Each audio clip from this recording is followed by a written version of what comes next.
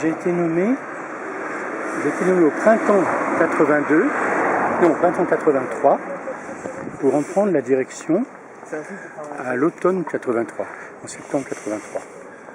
Oui, peut-être même au milieu de l'hiver 82. C'était l'époque où le ministère, et particulièrement Robert Abirache qui dirigeait les théâtres, pensait qu'il était nécessaire que le successeur ait un an pour se préparer à succéder. Donc il y avait une année intermédiaire. C'était Jean-Pierre Vincent qui était directeur. Et j'étais susceptible de venir quand je voulais, faire un peu connaissance avec... voilà. Donc j'ai eu au moins 6 mois de préparation, mais de préparation anonyme. Il ne fallait surtout pas, quand je venais, je ne m'appelais pas Jacques Lassalle, j'étais Monsieur Dupont, enfin, j'étais un visiteur, c'était le secret de Polichinelle, mais il n'était pas question de me déclarer comme tel. Enfin, j'ai jamais compris si c'était justement une trace de l'humour alsacien et de l'humour de Jean-Pierre Vincent et de son équipe, ou si c'était une précaution. Voilà, donc pendant 6 mois, j'ai été le visiteur, le futur directeur, mais qui, quand il vient ici, est vaguement un architecte en visite. Enfin. Alors ça n'existait pas, évidemment.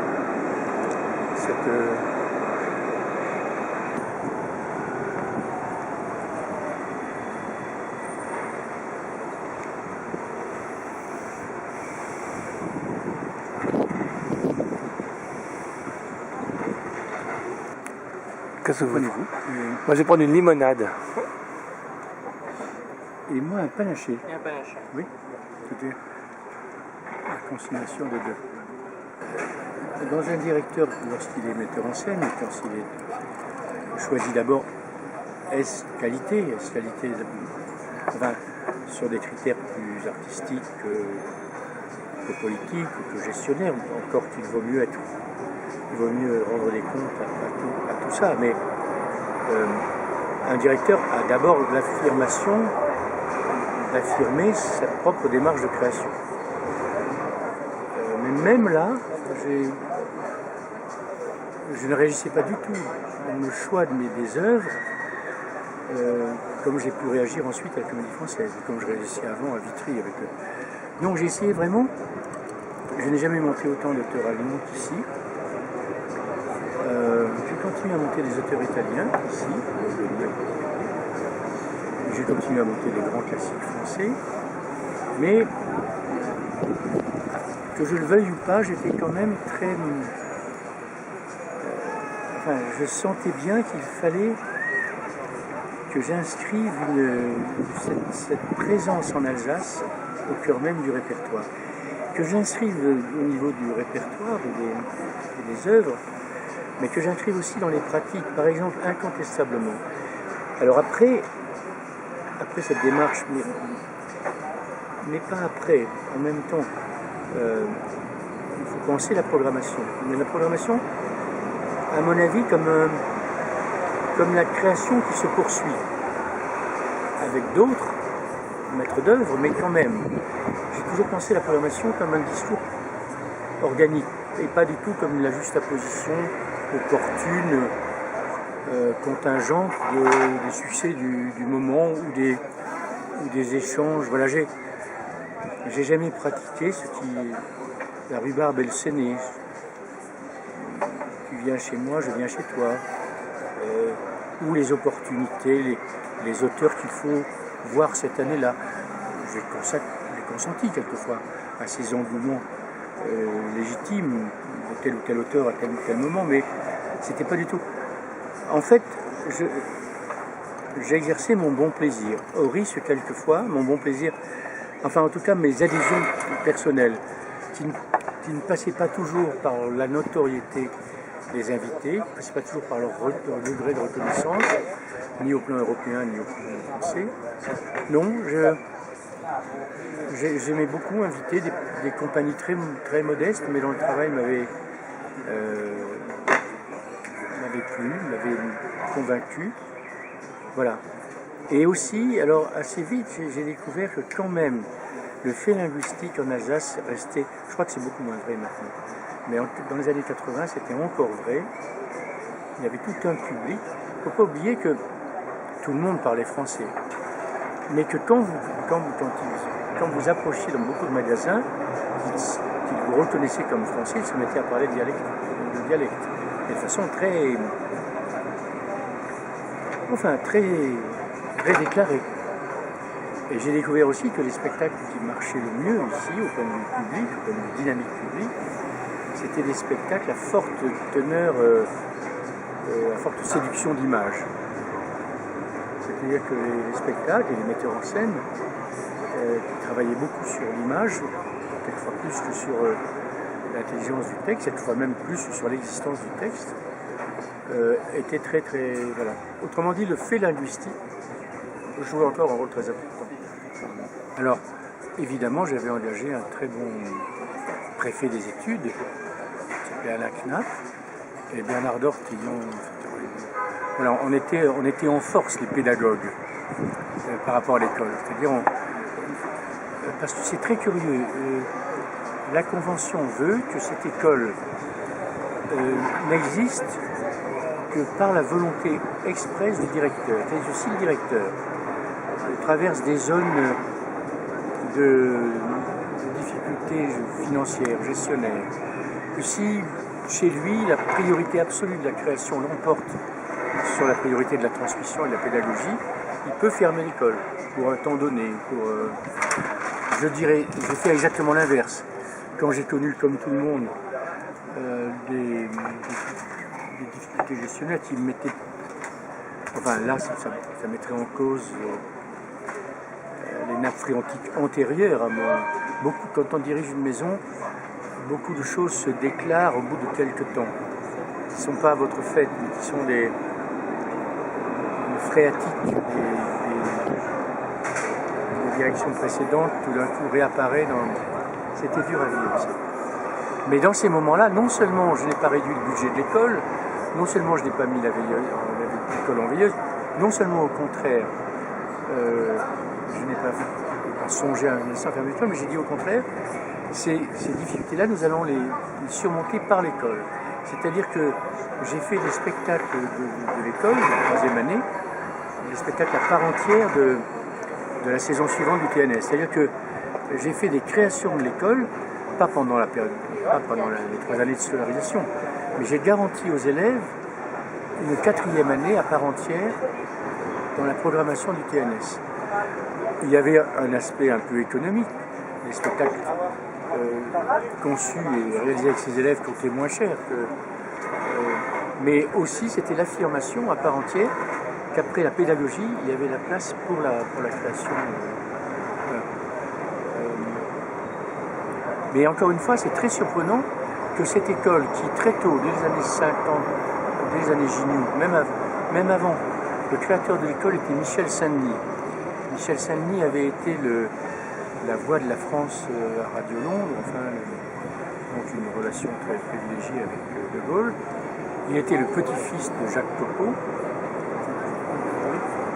le neveu de Jacques Copeau, et il a créé 4 écoles exactement du même type que le TNS. Il a commencé par l'Olvit à Londres. Ensuite, il est devenu directeur de ce qui était alors le Centre dramatique de l'Est. Il a créé l'école sur le modèle Vieux-Colombier de Copeau. Et il a fait la même chose ensuite en Suède et à Montréal. Non, à New York, la Juilliard School. C'est une création de ce même Michel Saint-Denis. Et la remarquable école de Montréal. Voilà, donc le TNS se réclamait très fort, y compris dans son architecture. La grande salle était recopiée pratiquement sur la salle du Vieux-Colombier avec pour le même maître d'œuvre qui était l'architecte Sonrel. Donc il y avait quand même une grande tradition du TNS, tradition gaulienne, tradition Copeau, le père artistique, et quand même De Gaulle-Malraux, les pères politiques.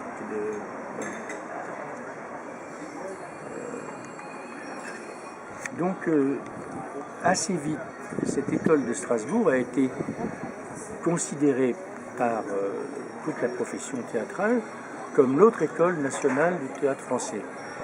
Elle fonctionnait sur des préalables entièrement différents et même antagonistes de ceux du conservatoire. L'unité pédagogique, c'était la pièce et non pas le fragment. La finalité, c'était l'acteur dans la troupe et non pas l'acteur soliste. Et les pratiques portaient au moins autant sur la dramaturgie, sur la mise en scène, sur l'espace, sur le corps, que sur la tradition du bien-disant, la tradition de la diction conservatoire. C'était vraiment, et politiquement, il y en allait de même, évidemment. C'était quand même il y avait une idéologie de front populaire, un petit peu, enfin en tout cas, non, front populaire, mais de l'esprit du Conseil national de la résistance au plan politique, alors que le conservatoire était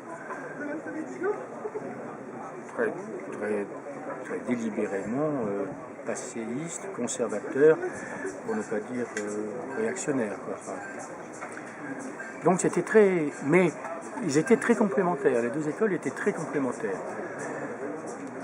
Et aujourd'hui, très vite, les choses se sont beaucoup évoluées parce que d'abord le conservatoire, sous un certain nombre de réformes radicales, suscitées par 1968, et ensuite menées par Touchard et Antoine Vitesse, et puis tous ceux d'entre nous qui nous sommes succédés, le conservatoire a ouvert singulièrement les portes et les fenêtres, et il s'est créé, sur le modèle de l'école du TNS, une bonne dizaine d'autres écoles, dites nationales, qui étaient dues à l'orgueil, pour ne pas dire un peu à la mégalomanie des élus, qui voulaient, auprès de leur centre dramatique, une école nationale. Donc il y a une école nationale à Lille, il y en a une à Nice, il y en a une à Cannes, il y en a une à Bordeaux, voilà. Or, il n'y a pas la place dans le théâtre français pour 10-15 écoles nationales, d'autant qu'il faudrait ajouter 700 écoles privées, c'est-à-dire que chaque année rentre sur le marché si vite balisé du théâtre, il rentre, je ne sais pas, je ne voudrais pas dire de bêtises, mais il rentre peut-être 10 000 jeunes comédiens, enfin 10 000 personnes, comédiens ou techniciens, qui prétendent vivre du théâtre, ce qui est une inflation très très préoccupante, avec comme corollaire un niveau pédagogique, un niveau d'exigence enfin, qui ne mérite pas le label national supérieur. Tout ça a été très vite. Aujourd'hui, il y a une inflation des écoles tant publiques que privées et un même nivellement. Enfin, ça dépend. Mais il y a un nivellement. Il y a un nivellement et il y a un excès quantitatif certain. Mais dans ces années-là, le TNS, c'était encore l'autre grande... C'était d'une certaine façon le plus complet du théâtre français, parce qu'il conciliait, il était le seul à le faire, un théâtre national et une école nationale dans ses murs, avec une porosité de l'une à l'autre permanente. Et puis, il bénéficiait de cet éloignement dans la province profonde. Paradoxalement, il bénéficiait assez peu du caractère européen de Strasbourg. Strasbourg restait une ville moyenne. C'était Bruxelles qui était la grande ville européenne, et Strasbourg aussi, mais infiniment moins. Mais par contre, Strasbourg permettait, ce dont toute création a besoin, permettait la concentration. Quand on rentrait à l'école du TNS, pendant 3 ans, on rentrait sinon en religion, en tout cas, il y avait une scolarité très exigeante, et ils étaient dépendants les uns des autres, puisque les élèves étaient recrutés non pas individuellement, si, ils étaient recrutés sur des qualités individuelles, mais tout autant dans leur aptitude à faire partie d'un ensemble et à jouer dans cet ensemble un type de rôle. Enfin voilà, donc on pensait la troupe en pensant le recrutement, ce qui n'était pas du tout le cas au conservatoire. Donc ça favorisait 3 années d'une très grande mobilisation, d'une très grande concentration de travail, avec comme corollaire certains chauvinismes, voilà, les élèves du TNS étaient fiers d'être un peu comme des provinciaux un peu chauvins, tout ça. C'était un climat. Je me souviens, alors que je n'étais pas encore du tout, j'ai toujours été surpris quand on m'a proposé de diriger. J'ai toujours été surpris. Le TNS, le Conservatoire, la Comédie Française, quelques autres. Vraiment surpris et intimidé qu'on pense à moi. Vraiment. Et tant mieux. Mais à l'époque, j'étais au conservatoire, professeur, mais pas du tout encore en potentialité de venir à Strasbourg. Et je me souviens avoir vu arriver une jeune actrice sortie du TNS. En général, quand un jeune comédien, une jeune comédienne vient vous voir, elle vient voir assez respectueusement, quelquefois. Enfin, c'est très difficile de bien le faire. Elle vient vous solliciter, elle vient vous dire si un jour j'avais la chance de travailler avec vous, je serais très heureux. Et cette élève du TNS, mais elle était en ce sens exemplaire de l'esprit de l'école, est venue me dire littéralement « Salut, j'ai vu 2 de tes spectacles, quand tu veux. » C'est-à-dire, voilà, je te soutiens et je t'apporterai mon concours quand tu voudras. Il y avait le tu. Il y avait l'identité revendiquée. Et il y avait l'adhésion au moins autant idéologique qu'artistique. J'ai vu ce que tu fais. Voilà, je te reconnais. Quand tu veux. J'étais mais sidéré. D'abord le tu, j'ai horreur du tu. Le tu me met dans un état de... Le tu, même contemporain. Mais alors, quand il change de génération, ça me... Mais c'était typique. L'élève du TNS, c'était ça. Avec un peu la naïveté et la hauteur du provincial. Voilà. Et quand je suis arrivé ici, on est mis en examen pendant plusieurs mois. Qu'est-ce que c'est que ce type qui prétend, après ceux qui étaient là avant lui, qui prétend nous... Voilà. J'ai réfléchi un peu et j'y consacre à cette réponse la dernière page de ce livre. Et quelle est cette réponse? Elle est mélangée, oui. Oui, j'ai le devoir de continuer. Parce que j'ai tant reçu que j'ai l'obligation absolue de transmettre un peu de tout ce que j'ai reçu. C'est vrai, la transmission. Je raconte ça aussi après le long récit que je fais. Je dis souvent que je fais théâtre. Je ne fais pas théâtre de mon amour du théâtre. Je fais théâtre de mon soupçon du théâtre. Je fais même théâtre de ce dont le théâtre spontanément ne veut pas. Aussi bien au niveau des œuvres qui sont là, ne sont pas des œuvres dramatiques. C'est que je fais théâtre au carrefour de mes grandes autres passions qui sont le roman et qui sont le cinéma. Je fais théâtre de ça. Je fais théâtre de mon soupçon du théâtre. Je fais théâtre de la terrible rébellion que m'a inspiré ma formation de jeune acteur au Conservatoire de Paris.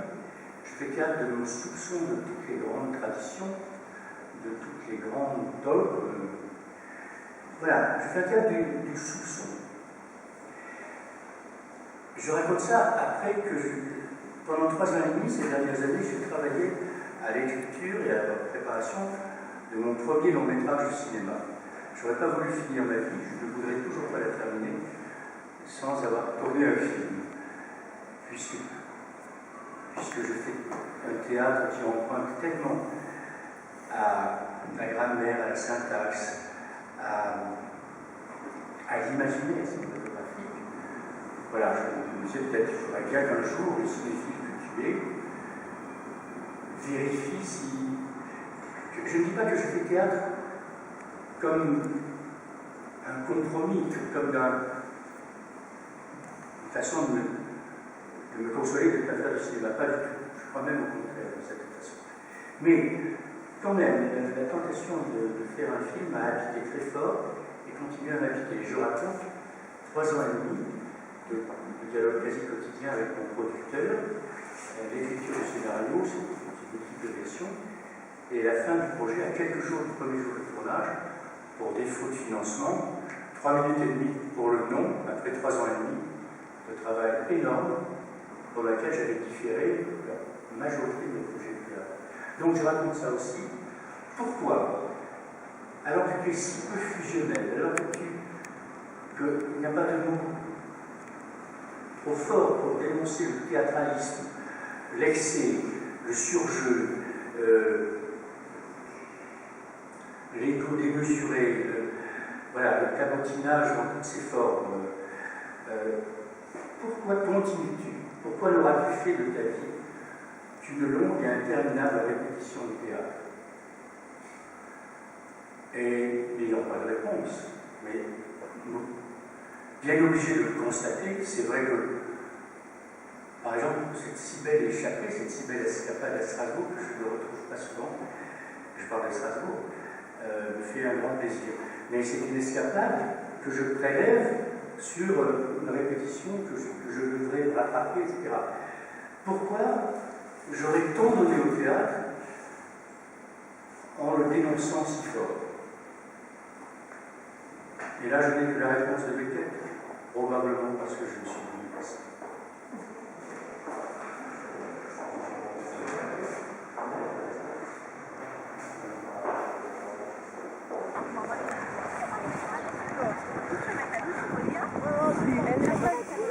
Mañana, vale, manger, alors, pareil. Oui, je sais.